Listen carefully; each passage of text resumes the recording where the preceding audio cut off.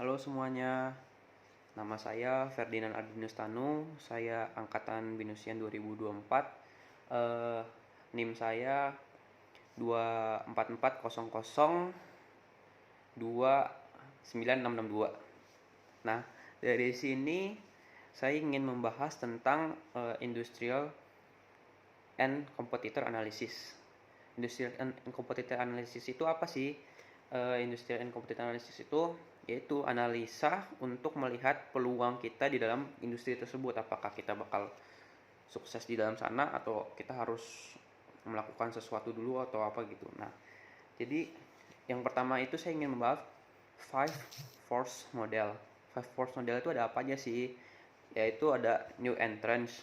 New entrance itu adalah kemudahan kita untuk memasuki ke industri tersebut. Seperti jadi karena ini agak susah ya bahasanya atau susah dimengerti. Jadi saya akan ambil contoh usaha sesuatu, yaitu saya contohin usaha F&B itu Kabubs. Tahu kan yang kebab itu? Nah, jadi dari Kabubs itu new entrance-nya itu ya sangat mudah gitu karena masih sangat kurang eh, usaha tersebut, usaha makanan kebab. Itu pun kalau ada juga ya palingan ya kebab Turki atau apa ya yang terkenal lagi, kurang tahu. Pokoknya yang terkenal itu kayak kebab Turki pertamanya. Habis itu muncullah Kabubs, terus substitute. Substitutnya dia itu karena dia berbasic F&B dan dia fast food, jadinya mungkin substitute yang akan dihasilkan itu ya dari fast foodnya tersebut gitu. Tapi kalau misalnya dari produk makanannya sendiri sih tidak ada substitutnya, atau enggak sedikit, yaitu misalnya kebab Turki sendiri gitu kayak pesaingnya Kabub. Cuman kalau misalnya untuk substitut yang lain berbentuk kebab itu mungkin belum ada ya. Kalau misalnya dari segi fast foodnya itu mungkin ada kayak makanan KFC atau Burger King, itu bisa menggantikan gitu. Nah, substitute juga itu kalau misalnya kita artikan substitute itu adalah biar gampangnya, semakin kecil lingkup substitut tersebut atau barang pengganti tersebut, maka atraktif kita akan semakin memudahkan gitu. Maksudnya eh, untuk menarik pembeli itu sangat mudah gitu karena kan masih belum ada gitu, masih jarang, jadi masih kayak kelihatannya kayak unik gitu kan.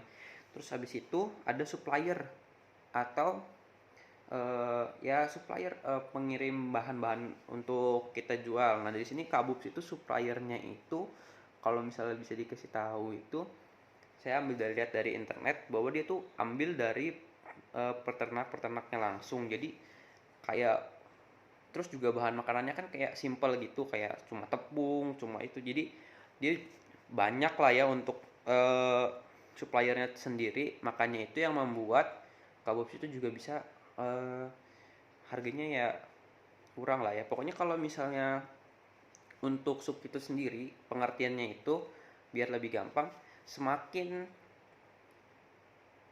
sorry, bukan substitut, supplier sendiri itu semakin eh, kecil supplier yang kita miliki, maka semakin sulit kita untuk mengembangkan harga gitu. Misalnya ini supplier ini nih, cuma misalnya kita punya supplier dan suppliernya itu kayak mainin harga gitu, jadi kan kita juga sulit untuk kayak melakukan promo atau apa, karena kan harga yang kita dapat dari supplier sendiri pun itu juga eh, cukup mahal gitu. Jadi makanya supplier yang banyak itu juga penting untuk perusahaan kita. Yang berikutnya yaitu yang keempat itu ada buyer atau pembeli pembeli makanan kita.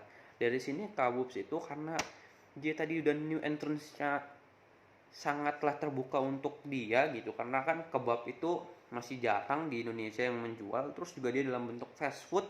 Habis dari bentuk fast food, dia itu juga um, membuat ada restorannya gitu. Jadi dia kayak ada tempat duduk-duduknya, ada itunya. Yang kita tahu kan kalau kebab Turki gitu dia hanya membuka franchise kayak untuk di depan-depan Indomaret itu. Jadi orang kurang nyaman.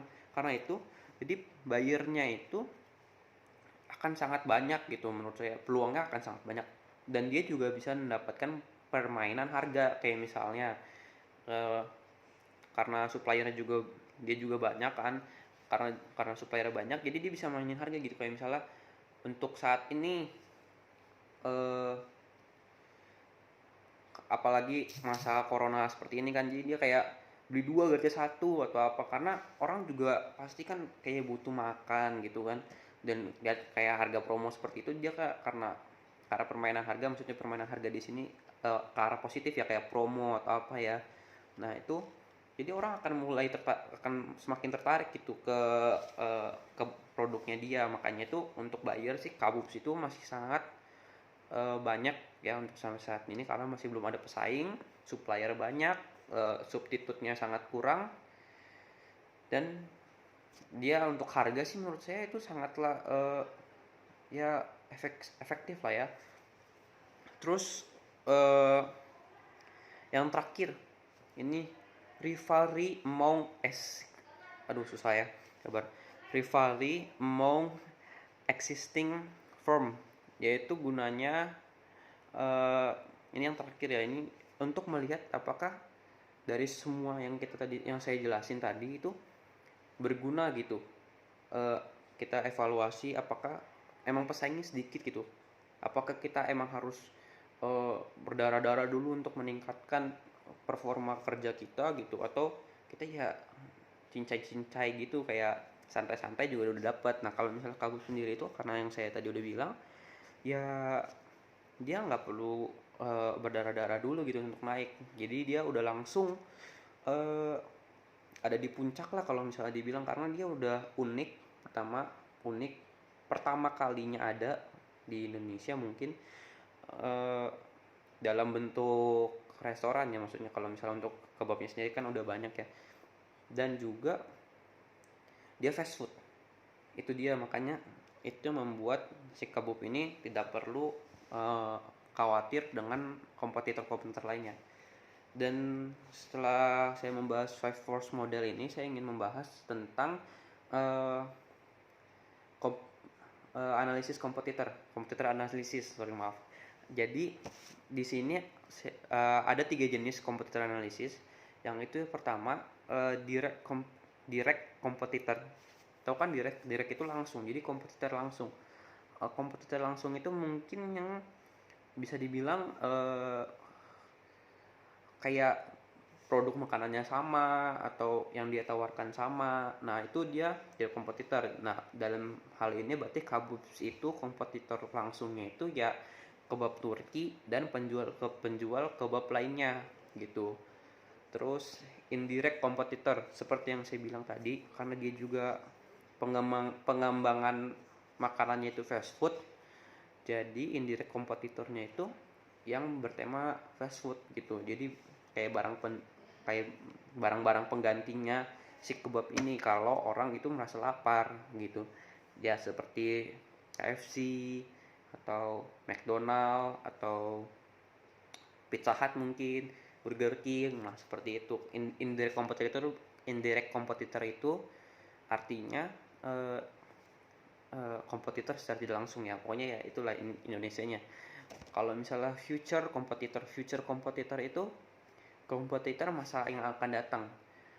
Jadi banyak orang melihat gitu kan, wah ini nih bakal nanti jadi pesaingnya ini gitu. Nah kayak misalnya pertama-tama nih awal-awal kayak eh, Domino lah, kita anggap Domino ya, kita Domino dulu ya, baru nanti ntar ke Kabobs.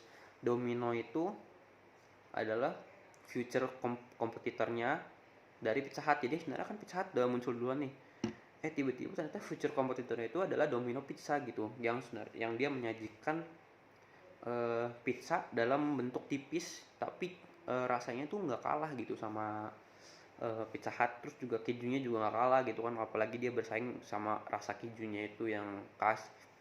Nah kalau misalnya untuk Kabub sendiri, future kompetitornya itu yang dia harus perhatikan itu mungkin ke arah makanannya sendiri gitu. Jadi menurut saya Kabub ini udah cukup kayak sulit untuk ada kompetitor masa depannya, tapi memungkinkan, karena ya seperti kita tahu pasti ada inovasi-inovasi baru yang membuat orang akan menjadi tertarik gitu kan. Menurut saya Kabubs ini harus hati-hati dengan kayak seperti dia menjual kebab tapi all you can eat. Nah itu dia pasti bakal kewalahan sih, soalnya eh, Kabub sendiri aja harganya kan segitu untuk satu orang. Nah, kayak misalnya all you can eat dengan harga misalnya kabub misalnya 20.000, terus all you can eat misalnya cuma 40.000 gitu ya, tapi orang bisa makan kan bisa mungkin lebih dari dua gitu, jadi tiga gitu kan. Makanya itu akan membuat hal lebih menarik. Nah, itu harus diperhatikan. Tapi untuk hal lain selain makanannya tersebut kayak misalnya kebab sendiri, untuk pesaingnya itu kayaknya udah jarang kali ya. Makanya untuk pesaing future-nya itu pasti kebabnya lagi gitu. Cuman ntar bagaimana si future-nya kompetitor ini membuat kebab yang lebih inovatif atau produk makanan yang lebih inovatif agar kabub ini bisa kalah gitu. Makanya hati-hati untuk kabub ya, untuk hati-hati untuk all you can eat-nya, atau untuk mungkin dari dagingnya dibanyakin, atau enggak dari luarnya gitu yang rotinya sendiri itu mungkin di crispyin kan bisa aja gitu. Nah, itu dia harus hati-hati untuk kabub.